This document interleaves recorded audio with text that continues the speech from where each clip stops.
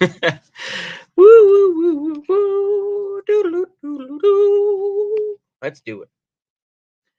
So this was originally put out because of an argument I had with my mom, but since that seems kind of faux pas now, um, I'm gonna move on to something else, which is I saw a video by Bowl of the Fifth Column, Justin King, as you know, our favorite punching bag here at this channel.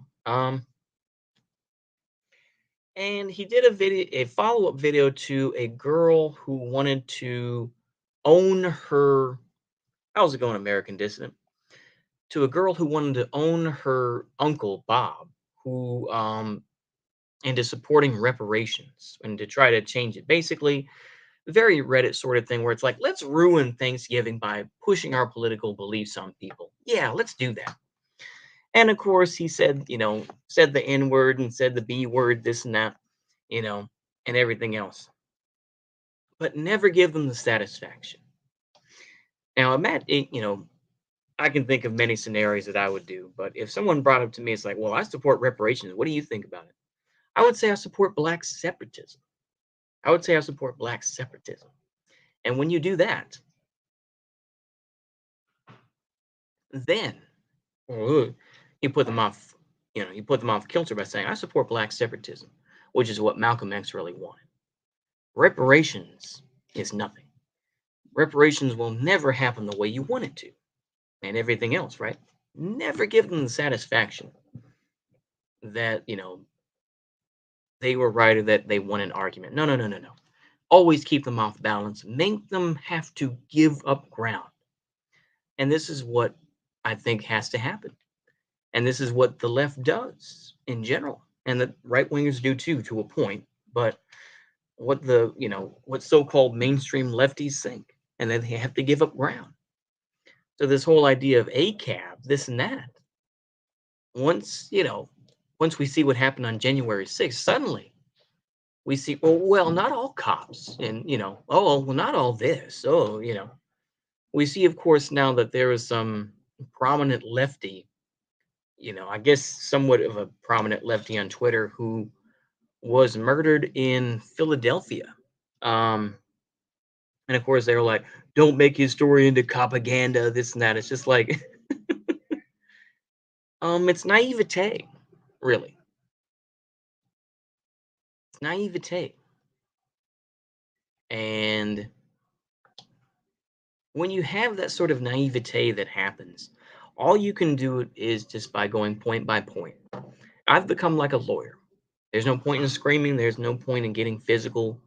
You simply argue your point and never surrender. And I understand now what John Wayne said, where it's like, never apologize. And you have to come to that point in your life.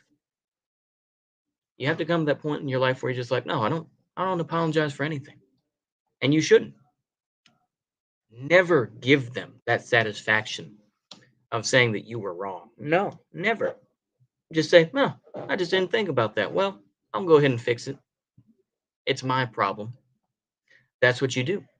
You don't give people the satisfaction of saying that you were wrong or that you were this. No, never give them that. Never give them that. You know?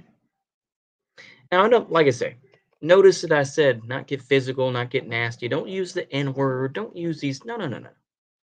Use as much of the lingo as you can and twist it to make it fit your narrative. Make them have to abandon those positions. Make them.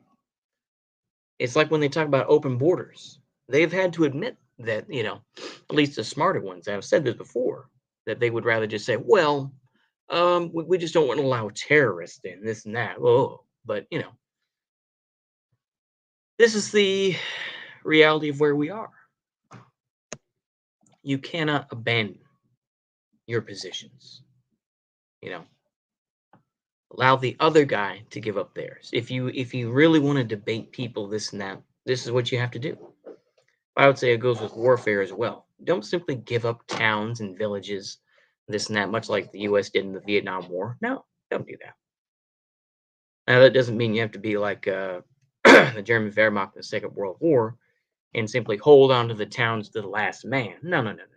But it means that if you can hold off then you should,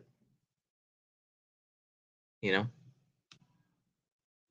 Do not, don't give bait to these people. Do not give bait to the enemy. Don't do that. Don't give them that effort, you know. Like I say, use terms like emotional labor. I'm not going to give you the emotional labor of you being upset about, you know, um, POC and whatnot. POC should be able to separate from white supremacy, right? They should be able to separate from white supremacy and point out the fact that, another aspect of this is what I would do probably if I was really upset. But as I get older, my filter becomes less and less. How's it going? How's it going? My filter gets less and less, and that filter isn't there. So I would say I support black separatism. And the fact is that your position is the lib position. You may claim to be a progressive, this and that, but it frankly is the liberal position. Just simply throwing money at the issue. You know, is that really what you want to do? Is just throwing money at the issue? And then, of course, you'll have to let her or let whomever is giving the argument that they are pro reparations to simply say, oh, well, this and that. And then, of course, hit them with other things of, okay, well, how long would it take to figure out who is a true American descendant of a slave versus who isn't? And then you're going to have to go into who was someone that was living in the house that was doing like the butler work versus the field brothers, right? You have that argument. There are numerous points, and then it will come down to, well, what do you think about the, throw as many whataboutisms at them as you can. Another point to bring up is if this opens the door, then the Chinese, particularly those that live in, like California, this and that, will say, hey, my family's been here since the 19th century and worked on the railroads. Where's our money? Where's our money for anguish, this and that? Where is that? And that is what you must do, is to throw out as much information as you can at them. And then you have to, like I say, and listen to what they say. Listen to what these folks say and find out why they really believe in what they believe. You know, is because they had maybe they have, a black boyfriend or a girlfriend, this and that. Yeah, 19th century fail. Yeah, exactly. But give those points out. Don't use racial terms. Don't go on about the N word, this and that. No, no, no, no, no. And even bring up further. Another point is you say, and the US economy. We see all this talk about inflation. Even if those checks were cut and they were sent to the right people, which those odds are pretty big, is that even if that were the case, would that money really be worth anything? That's what you have to say. Would that money be worth anything? Your position is a liberal position where it's just like, just throw money at the problem. If we just give black folks money, then that'll be better off. You know, that's what you have to do. This is a pure example of it. And say, bring up people like Malcolm X, bring up Tariq Nasheed and say, tangibles, this and that. And what about American descendants of slaves? What do you think about these issues? Hit them, hit them with truth. Hit them with the truth of these aspects, of, well, if you believe in reparations, what do you think about, Tariq Nasheed and what he has said? Or what do you think about, Professor Black Truth? What do you think about the Nation of Islam saying these things? And of course, yeah, it is literal whataboutism, but these are good whataboutisms, in my opinion. Hit them with those and say, what do you think about those? And if they say, oh, well, they're racist or this and that, they're anti Semitic, then you say, weren't they hurt by the same system? Throwing money at homeless hasn't gotten them off the street. Yeah, exactly. More Gibbs and all the problems will go away low. Exactly. It's a lib position. Reparations is a liberal position, right? It is. It's a liberal position that, a lot of the smarter lefties are like, no, we don't support reparations. So that's my take on it anyway. But do not give in, like I say, there are plenty of boomers who really don't understand these things and you want to challenge them because maybe they're loudmouth old boomers. Yeah, that's fine. But with people like me, no, no, no. You're not going to play that sort of rhetoric on me. I'm going to play like a lawyer. And if you continue to persist on it, I'll be like, okay, let me turn this off. And I'm going to talk at you in this manner. I'm going to talk to you just like a lawyer would. And I'll say, well, what about these aspects here? Would that not be the case as well? Or just bribes? Yeah, they really are. And the thing is, it won't fix anything. It won't fix anything at all. It will simply continue on. It will be that is an accelerationist position as well. It's a lib position, it's also an accelerationist one. Where if you just admit that you can't fix these issues, I think it's funny to me how people say, "Oh, it's funny how the rhetoric is." Where Bola Fifth Column will do a video about, well, whites shouldn't just be not racist; they should be anti-racist. But the thing is, though, when you admit that you can't really fix the problem, so we're just going to give you money, then it's much the same way as, you know, my son isn't going to do the yard work, so I have to give him $5 so that he'll do it. That's the sort of thing. It's an incentive more than anything else. It's like, oh, okay. So we can't really fix the ultimate issues of your oppression, this and that. Is that ultimately we're just going to cut you a check, and we'll cut you a check. Because if you think the government is going to give you multiple checks over the course of your life, or to give you 40 acres and a mule, you're a moron. You're a moron to think that. Yeah, just colonize Haiti and give it back to Black Americans. Boom. Yeah, there you go. But this is the way that it goes. We already tried that in Liberia. Yeah, like I say, rest in peace to Marcus Garvey. By the way, bring up this as well about Malcolm X. Malcolm X, both of his parents were members of the UNIA. And as we know, the UNIA was Marcus Garvey's organization. And you say, oh, you like Malcolm X.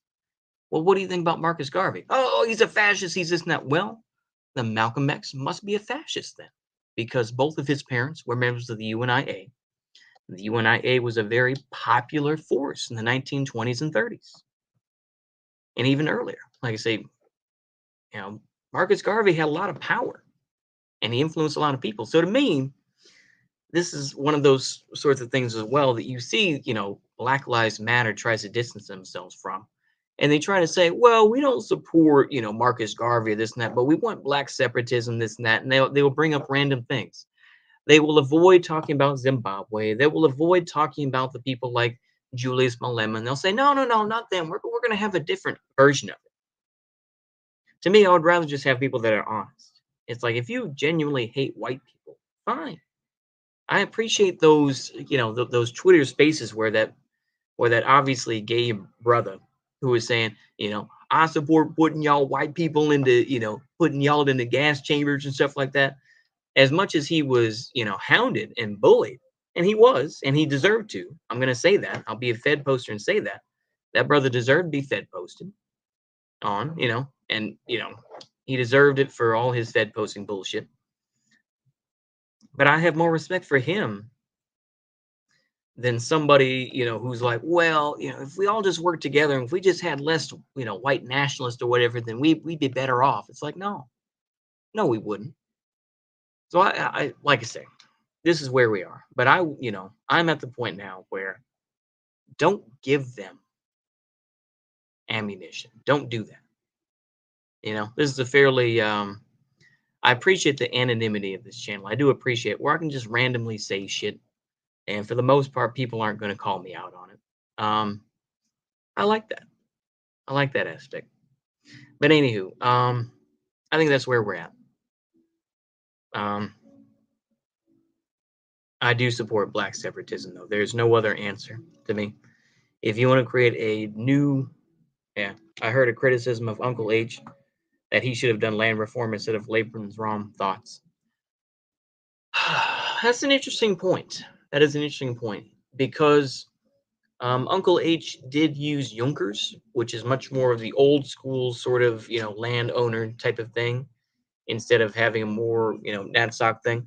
The thing is, there's lots of things about that with land reform because a lot of that was also wrapped up in people like the gentleman who died in 1942. I cannot think of his name now. Blood and soil. Hold on, but it's more part of the blood and soil type stuff. Blood and Soil. Oh man, Bluten Boden. I'm trying to think of his name now because it's gonna bug the hell out of me. Uh, yeah, the Artemon League. And the writings of, yeah, okay, yeah, Richard Walter Dare, I believe, yeah, Richard Walter Dare, was a Brazilian who died in 1942, I believe. Yeah, Walter Dare, yeah, Walter Dare was big into that and was definitely part of that movement. But unfortunately, a lot of things changed. Yeah. Oh, I'm wrong. I thought he died in 1942. Okay, he died in 1953. Excuse me. But he was kind of pushed to the side in 42, if I'm thinking right. Excuse me. I'll take the L on that. As much as I say don't apologize, but I will say that. I'll take the L on that. Say, all right, fair enough. The extreme eugenics influence. Yeah, Dare's influence began to wane as Hitler and Himmler both came to feel that he was too much of a theoretician and an incompetent administrator. Okay. Demanded that Dare step down in 1938 as head of the SS Race and Settlement Office in favor of Gunther Pack. Yeah. However, Dar was effectively sidelined from May 1942 and retired to his hunting lodge in the Schorfheide forest outside Berlin until the end of the Nazi regime. So he got off pretty easy. Yes, supposedly Uncle H wanted to dissolve Prussia had he won the war. That's probably not far off. Yeah, like I say, there's a lot of lefties who want to use this sort of stuff. Um, he just wanted to grill them out. Yeah, exactly. But I would say, with Uncle H saying that, I think that there's a lot of pragmatism. Once you get into office, there's a lot of pragmatism that exists.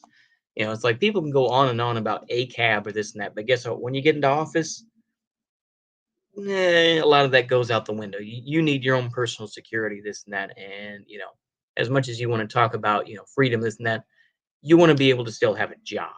So, like I said, that's not me defending Uncle H at all or whichever, but I'm going to say is that it's a complex thing. I'm going to put it that way. It's a complex thing, and it's something that really takes some time to understand. But yeah, that's my take on it. Yeah, let's see here. Yeah, Richard Walther Dar. I have numerous books on it, and recently, I will kind of, I'll plug this, but I believe I can't think. I think it's on the tip of my tongue. Antelope Books. Yeah, that's it. Antelope Books. Antelope Publishing recently put out a book that was translated from the original in German by Walter Dare. Talking about this, but yeah, Dare was kind of forgotten, and yeah, apparently Gunther Puck took, yeah. And yeah, oh, okay, he was put in Denmark. So that Gunther Pack guy who replaced Dare was released in '53, and then yeah. But there's a lot of stuff that went on behind the scenes, I think. So it's interesting to see and talked about. But yeah, so the references, okay, so there's references, but there's no books. Really? Huh? Interesting. But yeah, it's very complicated affair. I'll put it that way. But yeah, going back to the original point though, don't give them the satisfaction. Don't get too caught up in other things and trying to justify other things. Just be like, you know what? So what? This is my position. Screw you. You know. Um, but do it in that. Do it in a different way. Yeah, Antelope publishes some really interesting books. Yeah. But yeah, they did recently push that.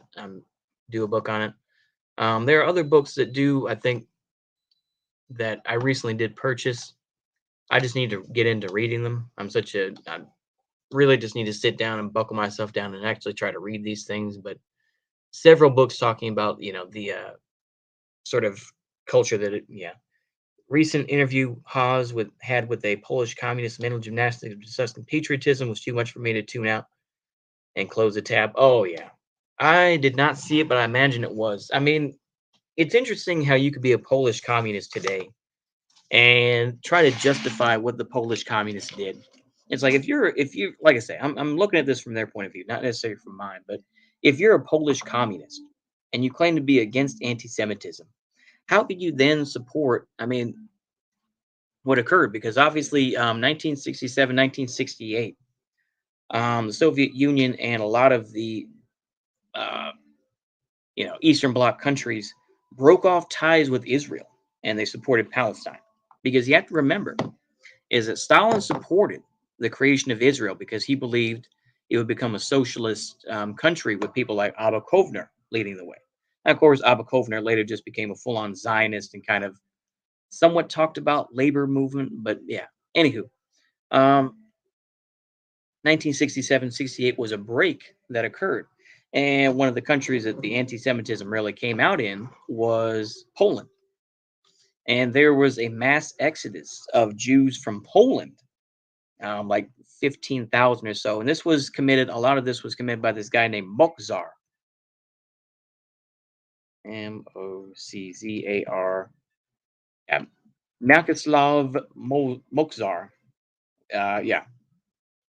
Oh, let me see here. But yeah, I'll try to wrap this up pretty soon because I do have work. Come check dishwasher. Okay. Okay, so I will wrap this up pretty soon. But yeah, this guy Moczar, Yakislav Moczar, was involved with what was known as the Orthodox Belarusian family, part of the Communist Party of Poland. Basically, March 1968 political crisis, and there was mass exodus of there was students march and whatnot. Anti-Jewish campaign began in 1967 and was carried out in conjunction with the excuse me, USSR's withdrawal of all diplomatic relations with Israel after the Six-Day War, but also involved a power struggle with the PZPR itself. So, like I said, it doesn't make any sense to me how you could be a Polish communist and then be like, "Oh, we're not anti-Semitic," and also talking about my patriotism. And then, of course, communists, of course, being historically, atheistic, and of course, Poland being like a huge Catholic country. Like I say, yeah, it was. Like I say, this is what This is the only thing I'll support Gomes on is that they talk. Yeah, but yeah, anti-Semitism. Yeah, anti-Zionism is anti-Semitism. Exactly. But the thing is, though, this Mokhzar really was a big guy talking about this. But yeah, anti-Jewish mobilization and purges party politics. Anti-Jewish smear campaign, loud propaganda, and mass mobilization was greatly intensified, purging Jewish and other officials, ex-Stalinists, high-ranking rival communists, and moral supporters of the current liberal opposition movement. Yeah. But yeah, a lot of this came down to Gomulka as well. But I think it's interesting to see, like I said, it's interesting talking about Poland and seeing, about Gomes, the communist movement, in there. But yeah, it's funny to see, thousands of Jews did leave, including the leader of the Zagota labor camp. LAURCAMP. Yeah, there we go. Yeah, the Zagota labor camp was the camp that was established at one of the sub camps of Auschwitz, or the okay, it was a labor sub camp of Auschwitz, and this was later used to put in a lot of the Volksdeutsche, a lot of the Germans there, and 1,733 apparently by this from 6,000 persons. Some say they were starved to death and whatnot. But yeah, he left as well. The leader of that camp. I'm trying to think of his name now. Trying to see where his name is. Death toll. Okay, Stanislav. Yeah, but I believe he was present day son of farmers. But yeah, anywho, yeah, it's a very complex thing to say the least. But yeah, anyway, I hope y'all enjoyed that stream. Do not give people the satisfaction. Give them facts, give them things to look at, and go from there. I hate to kind of go around but if you're gonna talk to folks, make sure you have facts. Modern Poland is cringe. Commonwealth died, Poland was dead. I kind of agree. I do. There's a lot of lark about Poland and everything. I don't really participate in that.